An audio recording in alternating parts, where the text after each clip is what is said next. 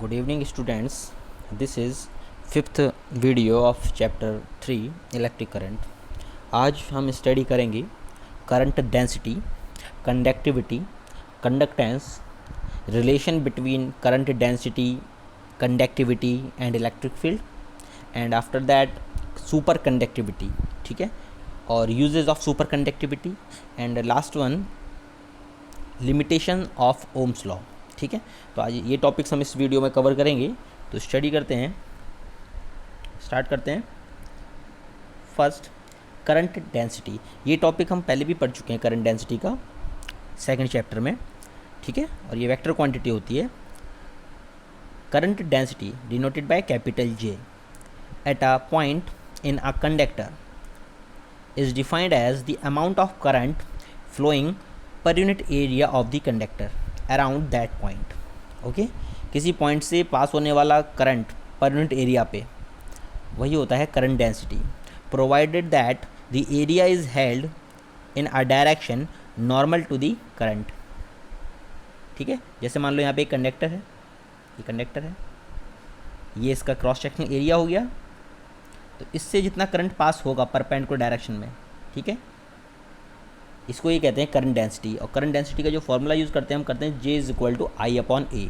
Okay, J is equal to I upon A, because we know relation between current, electric current and drift velocity is I is equal to N E A V D. तो I is equal to NEAVD अगर हम apply करते हैं तो J का एक दूसरा formula आ जाएगा. I की वैल्यू यहाँ पुट करेंगे तो J का एक फॉर्मूला आ जाएगा हमारा NEVD. A से A कैंसिल आउट हो जाएगा. ठीक है ना, ठीक है. तो J is equal to NEVD भी हो सकता है, बिकॉज A से A कैंसिल हो जाएगा. I की वैल्यू अगर हम NEAVD अप्लाई करते हैं. द ऐसा unit of current density is ampere, I का एम्पियर पर मीटर स्क्वायर, एम्पियर पर metre square. Okay, it is a vector quantity, its direction is normal to the surface. Next topic is conductivity. The inverse of resistivity rho of a conductor is called its electrical conductivity. Resistivity का inverse conductivity होता है और इसको sigma से denote करते हैं, sigma. Okay, conductivity sigma is equal to 1/ρ. और इसका अगर ऐसा यूनिट की बात करते हैं तो इसका जो ऐसा यूनिट होता है वो होता है मोह पर मीटर. ठीक है, अगर हम बात करते हैं रेजिस्टिविटी की, तो रेजिस्टिविटी का जो हमारा ऐसा यूनिट निकल के आया था वो था ओम मीटर. ओके, ओम मीटर. और इसका जो हो जाएगा कंडक्टिविटी का, वो हो जाएगा ohm inverse metre inverse. Ohm inverse को हम मोह कहते हैं, मोह. ठीक है, ओम इनवर्स को मोह कह देते हैं. तो मोह पर मीटर, ये इसका हो जाएगा हमारा कंडक्टिविटी का ऐसा unit.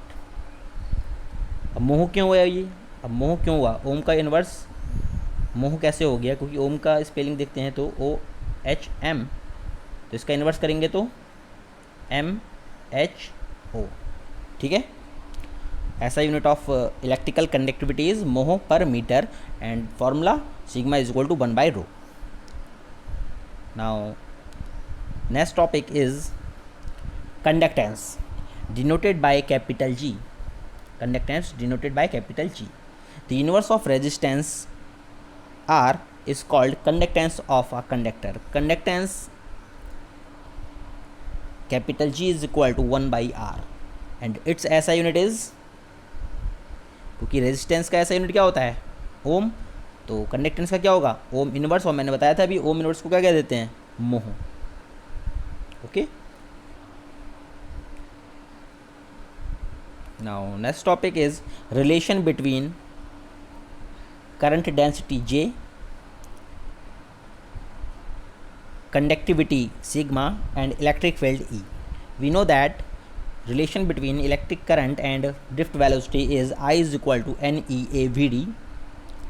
Put the value of VD drift velocity की वैल्यू अगर हम पुट करते हैं तो ड्रिफ्ट वेलोसिटी की वैल्यू क्या होती है, e tau upon m, where small e is charge on electron, E is applied electric field, tau is relaxation time of collision and m is mass of electron.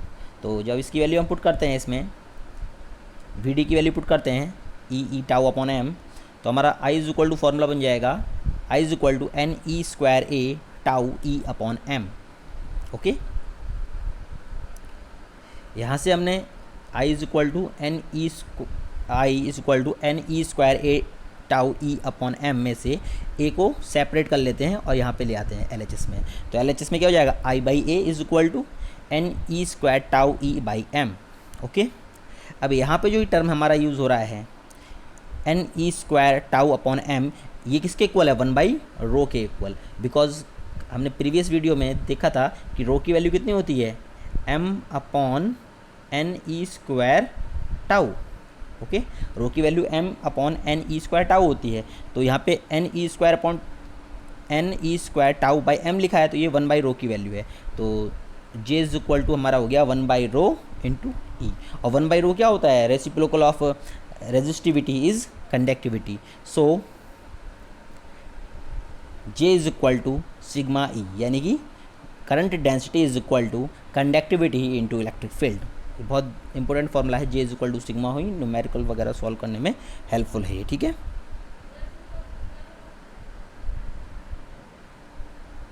Now next topic is super conductivity.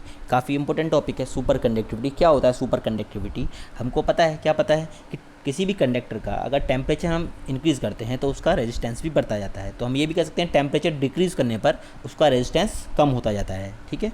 तो एक ऐसा temperature आता है किसी भी conductor के लिए जिसमें उसका रेजिस्टेंस नियरली ज़ीरो हो जाता है, और उस कंडीशन में हम कंडक्टर को कहते हैं सुपर कंडक्टिंग की कंडीशन आ गई है, ठीक है। और इस कंडीशन को हम कहते हैं सुपर कंडक्टिविटी, कि यानी कि किसी ऐसे टेम्परेचर पे टेम्परेचर कम करते जाते हैं और उसका रेजिस्टेंस ज़ीरो हो जाता है या नियरली ज़ीरो हो जाता है, तो कंडीशन होती है सुपर कंडक्टिविटी की condition. Okay, super conductivity in some metals and alloys when the material is cooled to a critical temperature -196 degree Celsius, ठीक है। ये क्रिटिकल टेम्परेचर पे जब इतना हम कोल्ड कर देते हैं किसी भी कंडक्टर को या एलॉय को उसके, then the resistance of the material falls to zero.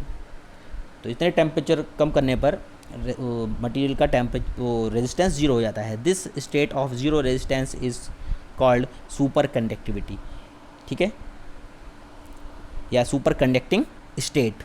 इस स्टेट को सुपर कंडक्टिंग स्टेट कहते हैं, और ये फिनोमिना हम कर रहे हैं इसको कहते हैं सुपर कंडक्टिविटी। इसको देखें अगर हम ग्राफ को, तो ग्राफ हमने रेजिस्टेंस वर्सेस टेम्परेचर, तो अगर हम टेम्परेचर को कम करते जा रहे हैं, ठीक है ना, अगर टेम्परेचर को हम कम करते जा रहे हैं तो आप देख रहे हैं ग्राफ यहाँ पे कम होता जा रहा है, ठीक है।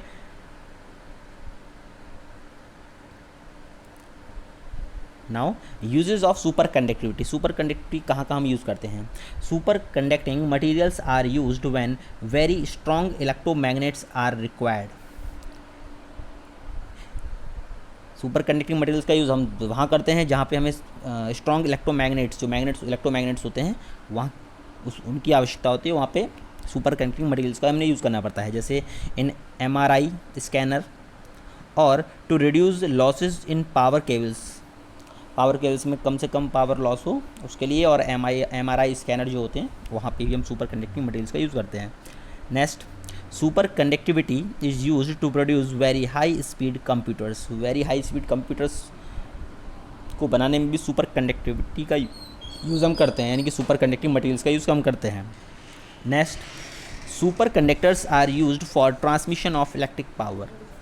इलेक्ट्रिक पावर के ट्रांसमिशन में भी हम सुपर कंडक्टर्स का यूज़ करते हैं। Okay, now next topic is limitation of Ohm's law और non ohmic devices. Limitations of Ohm's law भी कह सकते हो, या फिर नॉन ओमिक डिवाइसेस कौन कौन सी हैं ये भी हम कह सकते हैं, ठीक है। लिमिटेशन ऑफ ओम्स लॉ और non ohmic devices. Non ohmic devices means जो ओम के रूल्स को फॉलो नहीं करते हैं कम्प्लीटली, ठीक है। ओम्स का लॉ क्या था, V is directly proportional to I, यानी कि अगर हम वोल्टेज को इंक्रीज़ करेंगे तो करंट इंक्रीज़ करेगा, ठीक है, और डिक्रीज़ करेंगे वोल्टेज को तो करंट भी डिक्रीज़ करेगा। और अगर हम ग्राफ ड्रॉ करते हैं वोल्टेज और करंट के बीच में तो एक स्ट्रेट लाइन मिलती है हमको, inclined at an angle 45 degree. But जो नॉन ओमिक डिवाइसेस होती हैं या फिर नॉन ओमिक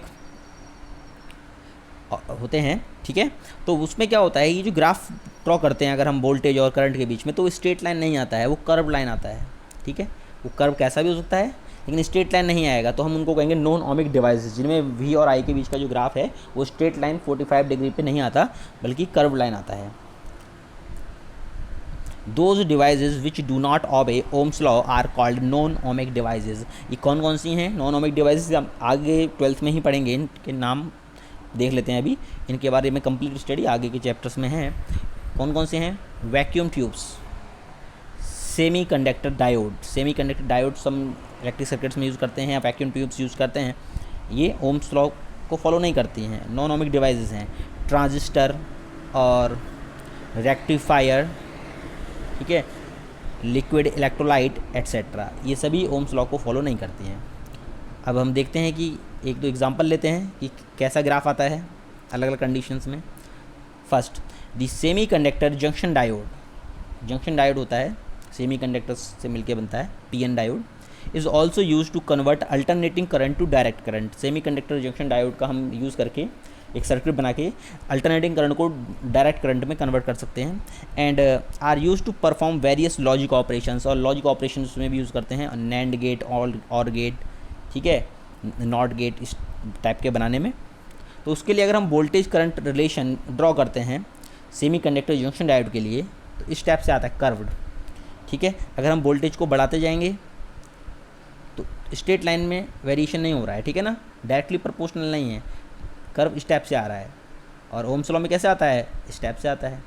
तो ये नॉन ओमिक डिवाइस है। ऐसे अगर हम वोल्टेज को कम करते जाते हैं, नेगेटिव वोल्टेज देते हैं, ठीक है, तो ये ग्राफ ऐसे ड्रॉ हो जाता है। इसको कहते हैं फॉरवर्ड वाइज, इसको कहते हैं reverse biased. This is diode VI characteristics. तो आज के इस वीडियो में इतना ही। Thank you students.